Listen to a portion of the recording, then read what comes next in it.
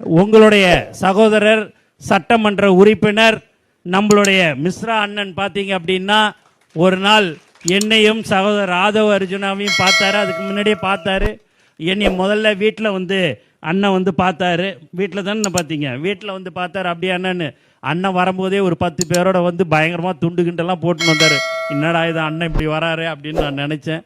அதுக்கடுத்து எங்களுடைய அலுவலகத்துக்கு வந்தார். என்னையும் நம்ம சகோதரர் ஆதவ அர்ஜுனா அவர்களையும் பார்த்தாரு. ஆமாம்,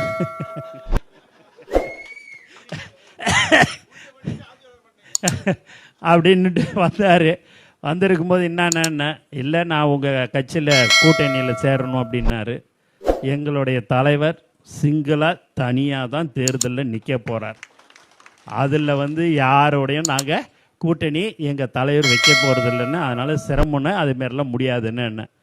அடுத்து வரும்போது ஏன் எனக்கு உங்களுடைய கொள்கை பிடிக்குது, தலையுடைய நேர்மை பிடிக்குது, இயல்பாக அவர் எப்படி இருக்கிறார், எளிமையாக இருக்கிறார். ஆகவே நான் என்னுடைய கட்சியை நான் கண்டிப்பாக இணைத்து விடுகிறேன், நான் வந்து உங்களோட வந்து வந்துடுறேன் அப்படின்னாரு. சரிங்கண்ணே அப்படின்னு சொன்னோம். சொன்ன உடனேயே அவருக்கு சட்டமன்ற உறுப்பினர் தலைவர் அவர்கள் அவருக்கு வாய்ப்பு கொடுத்தார். மக்களாகிய நீங்கள் அவரை வெற்றி பெற செய்தீர்கள்.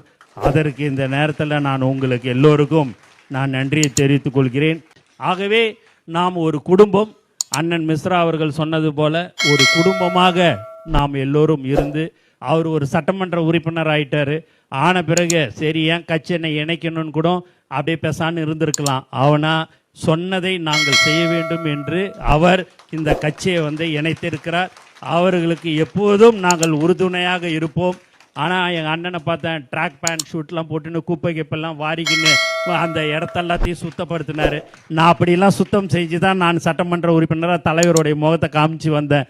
அதே பாடியில் எங்கள் அண்ணன் அதை செய்கிறாரு. உண்மையாகவே அந்த தொகுதிக்கு நிரந்தர சட்டமன்ற உறுப்பினராக இருப்பார் என்பதையும் இந்த நேரத்தில் தெரிவிச்சுக்கிறேன். யார் ஒருவர் மக்களுக்கு சேவை செய்கிறார்களோ அவர்கள்தான் நிரந்தரமான ஒரு சட்டமன்ற உறுப்பினராக இருப்பார்.